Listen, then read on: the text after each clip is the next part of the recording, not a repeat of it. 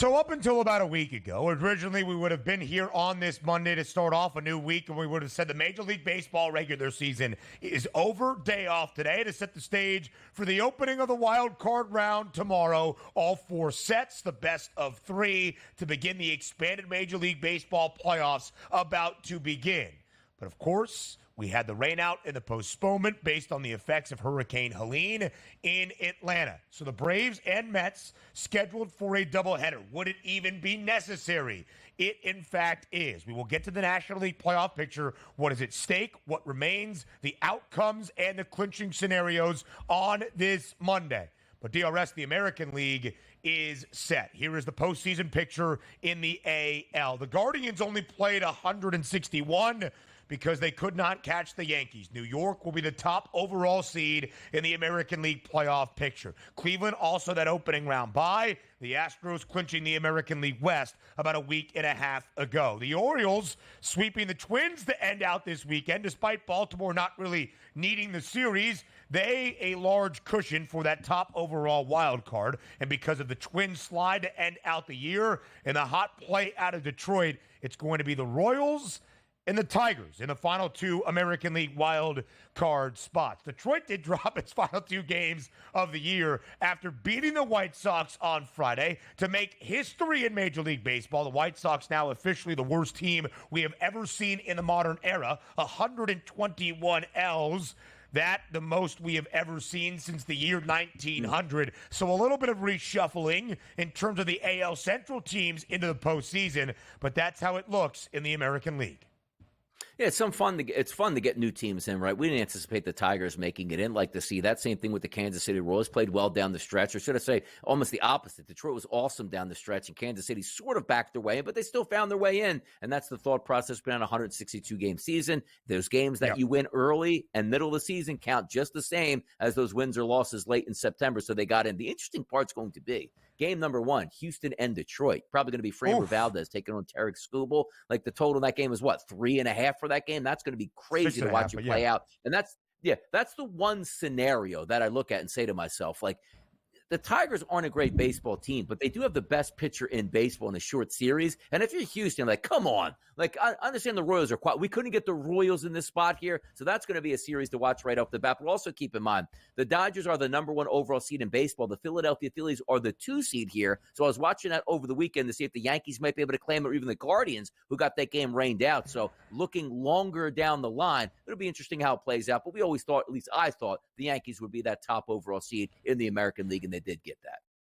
Yeah, they did absolutely get that. They will enter this October as the American League pennant favorites. Of course, the Yanks have failed to win a pennant since their last American League pennant and their last World Series crown back in 2009. The Astros, who will host the Tigers and Tarek Skubal in this best-of-3 wild card set, have reached the American League Championship Series each of the past 7 years. The Guardians, though, have that second-best price with the opening round bye. And DRS, we are about to have the conversation based on the results now in the expanded postseason. This is the third year of the expanded playoffs and the additional wild card team in MLB. Rest versus rust. Opening round buys, wild card teams needing to win game after game after game down the home stretch of the regular season. Can they carry the momentum now into the playoffs? 6.5, by the way, the total for tomorrow's opener in H-Town between Framber Valdez and Tarek Skubal. The Astros minus 178 to win the set. We will preview all of those games tomorrow. So now to the National League, where things are still interesting. The Dodgers are the number 1 seed. They had the best record in baseball, best record in the NL over the Phils, despite Philadelphia having the season series advantage. Only 10 cents, though, DRS, separate these two teams to win a National League pennant. The Brewers also winning the National League Central, not the opening round bye, finishing 2 games behind Philadelphia, plus 950. We do not know necessarily the wild card spot. San Diego will be the top team. They have already clinched that playoff berth. Here is what is at stake in the doubleheader today in Atlanta. It's the Braves and the Mets for 2. The winner of Game 1 will already guarantee their playoff berth. If the 2 teams split, the 2 National League East teams, New York and Atlanta, into the postseason. If the Mets sweep, it's the Mets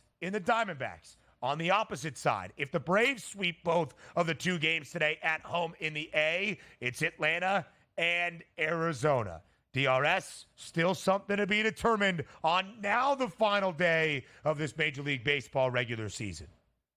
Yeah, Diamondbacks did this to themselves here. Oh, it's unfair. Like, no, you had 162 games to try to settle this, and you pull into this tie. So you look at the doubleheader. It's the worst case scenario for the Diamondbacks because you look at saying, I guess a team theoretically could sweep, but if one team wins game number one, whether it be the Mets or the Atlanta Braves, they have to play somebody. They're going to pitch their worst pitcher and their worst bullpen efforts and their worst lineup you can possibly have on that active roster going up against another team that's going to be pressed up against it. Like, I believe, let's just say it's the Atlanta Braves. I think Schwellenbach is going to start game number one. If they lose that, you know who they go to? Chris Sale in game number two against probably a Mets tomato can where they're going all in to win it. It's a tough scene here overall for the Diamondbacks because they're not going to get in, but that's the fruits of the labor over 162 where you left yourself to be watching a doubleheader to see how you can get in. But also keep in mind, it is sort of unfair, and I thought Major League Baseball played this terrible last week because you probably could have squeezed some of those games in knowing the weather was there, changed maybe a location or two, moved up a game, and maybe you didn't need this. But I think most of us were cheering on, outside of Braves fans and Mets fans, that we wanted to see a doubleheader on Monday just because the intrigue. But also keep in mind, you play a doubleheader today and get on a plane, you are playing in the next city tomorrow night back in playoff mode. So it is a distinct disadvantage for both of these teams. But once again, you'd rather get in than not get in. I think both of these teams will be taking flights out tonight, and both of those guys will be in the playoffs, not actually having a flight home like the Mets. Like, hey, season's over. Where are we getting those tee times at? For sure. You're rolling, right? We know what 162 is in MLB. It's not unheard of like it might be in the NFL or even the NBA or the NHL to play back-to-back nights to start off the postseason. Now for Arizona, just want to say this. They lost 5 of their last 7 games. They won 11-2 yesterday to even stay in playoff contention to avoid a sweep against a Padres team that watched the Dodgers clinch the NL West against them before entering this weekend. Arizona looks firmly at themselves. They were 26-8 following the All-Star break until August 25th. They were the hottest team in baseball. But from that point, DRS, from August 25th on, they were 75-56 at that moment. They were 14-18 or 14-17 down the stretch. They had a losing record in the final month plus of this MLB regular season. Now to the games today. Arizona is desperate for a team to win both. And the Atlanta Braves are at least favored to win game 1. No game 2 odds out just yet. We're not sure who the starters are going to be. Spencer Schwellenbach gets the start for Atlanta. The Braves greater than $1.50 favorite at home against the New York Mets. And Tyler McGill gets the start for the Amazons. I'll just say this about Schwellenbach. Of course, out of Nebraska, so I like the kid. His first 6 starts, or 6 starts into June, at the end of June, he was 1-4 with a 5.68 ERA. He actually won the opener against the Mets on Tuesday night. The Braves victorious 5-1. Schwellenbach has won his last 3 starts. He was 1-4 with a 5.61 ERA at the end of June. From that point, he is now 8-7 with a 3.47 ERA. He gets a huge honor to start today against McGill and the Mets at home. Yeah, and by the way, both of these pitchers in pretty good form. You look at that last 60 days, Ben. You look at Schwellenbach, a 3.29 xFIP, but also Tyler McGill, 3.40. Here's the interesting part. Now, of course, people that like to bet Major League Baseball are going to watch this game and bet accordingly. It's very hard to predict, even on a total. The reason I say this, are you throwing your best bullpen guys in game number 1, Ben, when you're down 4-2 in the 7th inning? Like, let's honestly think about that. Like, the chances of coming back would be slim. And in a regular season game, you absolutely would do that. But are you going to use your high leverage guys, knowing that you probably need them in game number 2? It's a wild atmosphere. It really is. The final day of the MLB regular season. We will play 162 in Atlanta. In fact, not just 162, but 161 and 162 between the Braves and the Mets. Here is what is at stake today in the doubleheader in the ATL. If the Braves sweep, it will be the Braves and the Diamondbacks making the postseason. If the Mets sweep, it will be the Mets and the Diamondbacks making the postseason. If they split, it will be both of the National League East mates, the Mets and the Braves, making it to the postseason. DRS, you seem pretty convinced the most likely scenario is a split today.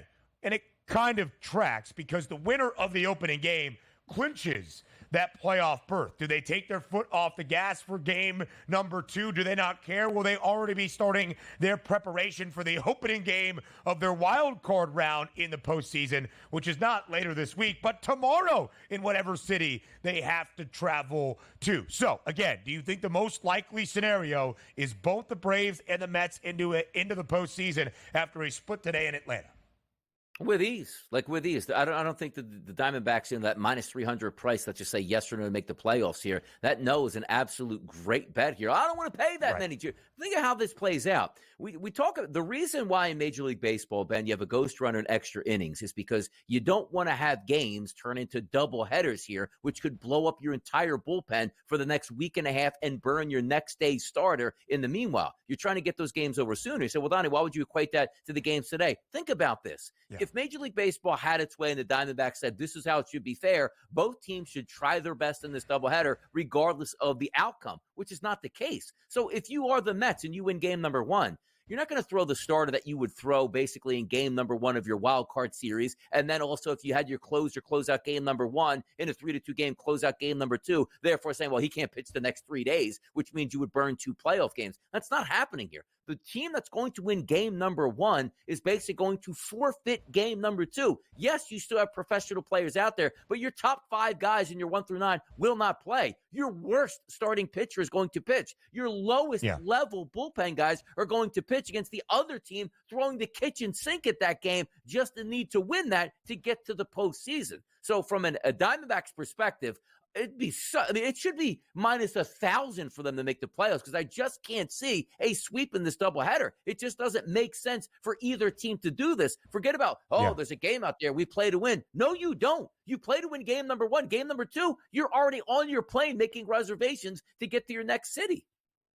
It is a good point, DRS. And yes, this is a divisional duel. There is bad blood between Atlanta and New York. Oh, what great joy it would be to keep this team out of the postseason with an upset victory in Game 2. The realistic potential of that when your outlook is going to be on the playoffs is very, very different. And not just your outlook, but your managerial decisions. Not the guys in the offensive lineup, but who's going to start? How many bullpen arms are you going to throw? Because, again, you don't have 2-3 days off to figure it all out. You are playing tomorrow in a game that will have playoff implications to start out a best-of-3 wild card set. So, DRS, then how do we even handicap Game 161? The Braves will throw out Spencer Schwellenbach. They're greater than $1.50 favorite at home, minus 152, the updated number on FanDuel. For the Amazons, it's going to be Tyler McGill. We talked about Schwellenbach throughout this season. First 6 starts of his rookie campaign through the end of June, he had a 1-4 record with a 5.61 ERA. Entering today, he actually won the opener of this 3-game set against the Mets last Tuesday. That ERA is sub 3.5 now. He has been so much better, an 8-7 record. How do you handicap Game 1 in 161 between Atlanta and New York?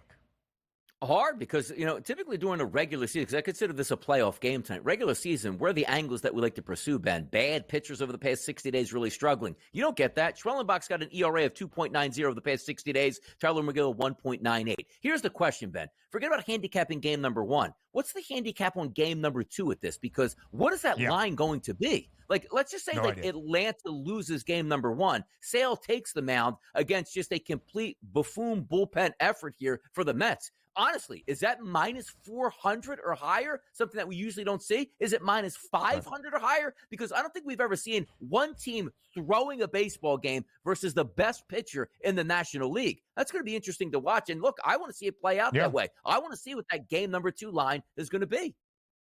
The odds makers have no clue. We're not entirely sure who is going to start in either of the scenarios. We would expect to see Sale if the Braves lose. What do the Mets do? Luis Severino, quote, in play. A lot unknown.